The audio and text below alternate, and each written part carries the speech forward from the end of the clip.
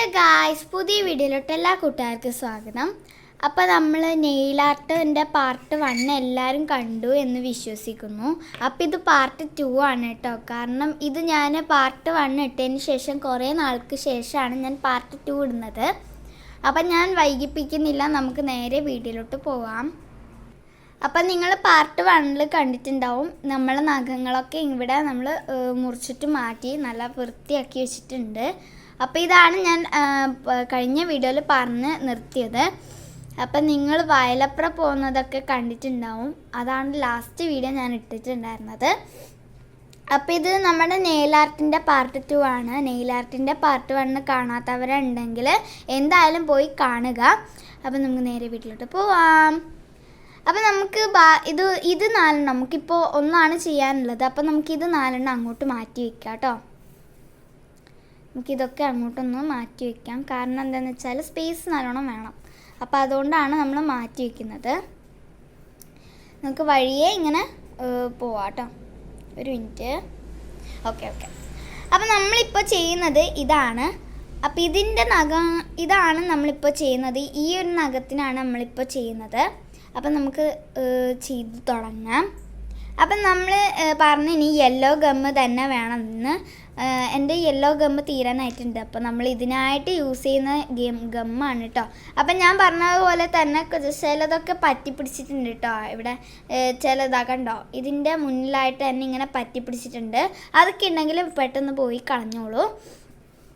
ഇനി നമുക്ക് ചെയ്യാനുള്ളത് നമ്മുടെ കുറച്ച് ഗ്ലൂ എടുത്തിട്ട് നമ്മൾ ഇവിടെ നമ്മുടെ നഖത്തിന് നന്നായിട്ട് പരട്ടി കൊടുക്കാം കേട്ടോ. നമുക്കിതുപോലെ നന്നായിട്ട് പരട്ടി കൊടുക്കാം. അങ്ങനെ നമ്മൾ നന്നായിട്ട് പരട്ടി കൊടുത്തിട്ടുണ്ട്. ഇനി നമുക്ക് ഈ ഒരു നഖം, നമുക്ക് ഇതിൽ നിന്ന് ഒരു നഖം, ഈ പശ ഉണങ്ങുന്നതിന് മുന്നേ നമുക്ക് ഈ ഒരു നഖം ഒട്ടിക്കണം. അപ്പം നമുക്കിത് ഒട്ടിക്കാം. ഇത് ഒട്ടിക്കാൻ കുറച്ച് പണിയാണ്. അപ്പോൾ ചില മെനക്കെട്ട പണികളാണ് ഇങ്ങനെ ഒട്ടിക്കുക എന്ന് പറയുന്നത്. അത് നമ്മളിതാ ഇങ്ങനെ നന്നായിട്ട് ഒട്ടിച്ചെടുക്കുക. അപ്പം നമുക്ക് ഒട്ടിച്ചിട്ട് കാണാം. അങ്ങനെ നമ്മൾ നന്നായിട്ട് ഇത് ഒട്ടിച്ചിട്ടുണ്ട്. ഇനി നമുക്ക് അടുത്ത ലെയർ ഒട്ടിക്കാം. ഇനി നമുക്ക് ഈ ഒരു ഗമ്മ് നമ്മുടെ ഈ ഒരു കയ്യിൽ, നമ്മുടെ അടുത്തയിൽ നമുക്ക് രണ്ടാമത്തെ ലെയർ ഒട്ടിക്കണമെങ്കിൽ നമുക്ക് നമ്മുടെ കയ്യിൽ ഒന്നും കൂടി പശ തേച്ച് കൊടുക്കാം കേട്ടോ. നല്ല വൃത്തി പശ തേച്ച് കൊടുക്കാം.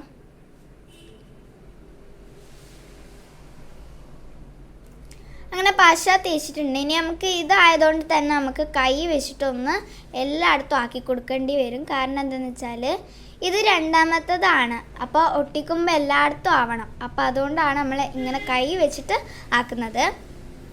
അതിനുശേഷം നമ്മൾ ആക്കുന്നതെന്ന് വെച്ചാൽ നമ്മുടെ രണ്ടാമത്തെ ലെയറാണ്. അപ്പോൾ നമുക്കിത് ഒട്ടിച്ചു കൊടുക്കാം. നമുക്ക് കാണുന്നുണ്ടോ?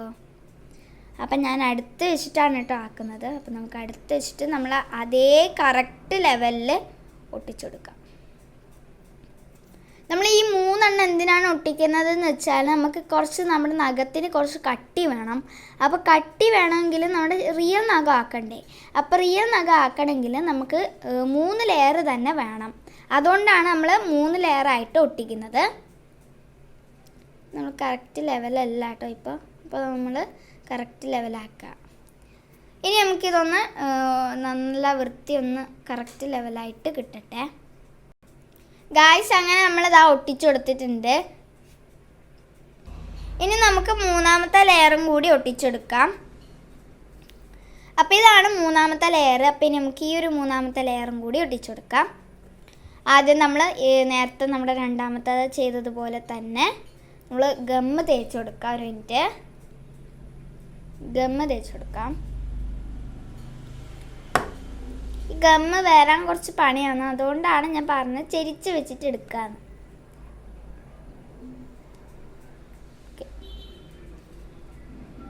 ഒരു മിനിറ്റ്.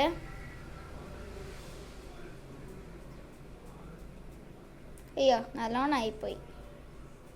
സാരമില്ല, നമുക്ക് ഇതിൽ വെച്ചിട്ടെടുക്കാം. ഇത് വെച്ചിട്ട് നമുക്ക് ഇങ്ങനെ തേച്ച് കൊടുക്കാം. അപ്പം കയ്യിലൊന്നും പറ്റില്ലല്ലോ. ഇവിടെ ആയത് നമുക്ക് ഇങ്ങനെയും തേച്ചെടുക്കാം. അപ്പോൾ കുറച്ച് നല്ലോണം കട്ടി വരും.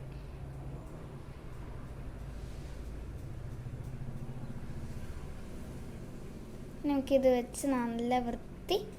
അയ്യോ, ഇതിങ്ങനെയല്ലല്ലോ, ഇതിങ്ങനെയാണ് കേട്ടോ ഒട്ടിക്കേണ്ടത്. നമ്മൾ കറക്റ്റ് ലെവലായി നോക്കിയിട്ട് വേണം കേട്ടോ ഒട്ടിക്കാൻ. എനിക്കിതിപ്പോൾ പണി പാളിപ്പോയി.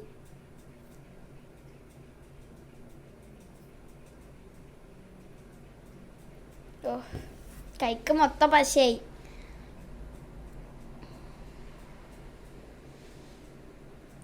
നല്ല വൃത്തി പ്രസ് ചെയ്ത് കൊടുക്കുക കേട്ടോ, നല്ല വൃത്തി പ്രസ് ചെയ്ത് കൊടുക്കുക. Okay,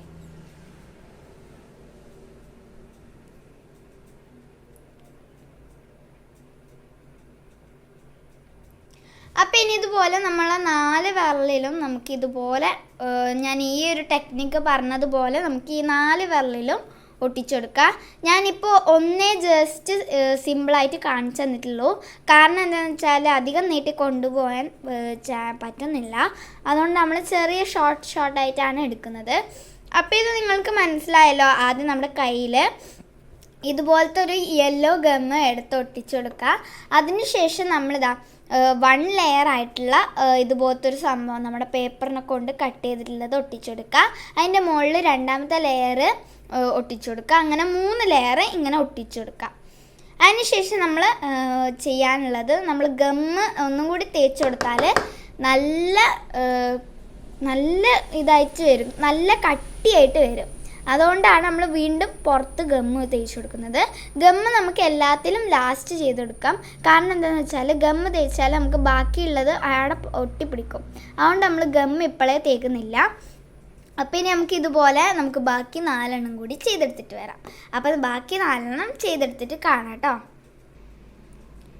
guys. അങ്ങനെ നമ്മളിതാ നമ്മുടെ 4 വിരലിലും, അതായത് 5 വിരലിലും നമ്മൾ ഇങ്ങനെ നമ്മുടെ എന്തുണ്ടാക്കിയിട്ടുണ്ട്, നഖം ആക്കിയിട്ടുണ്ട് കേട്ടോ. അപ്പോൾ ഇനി നമുക്ക് ആക്കേണ്ട പരിപാടി എന്ന് വെച്ചാൽ ഇത് നമ്മൾ ഗമ്മ തേച്ചിട്ട് ജസ്റ്റ് ഒന്ന് വെറുതെ ഒന്ന് ഉരച്ചെടുക്കാൻ മാത്രമാണ്. ഒന്ന് പറ്റി പിടിക്കണമല്ലോ.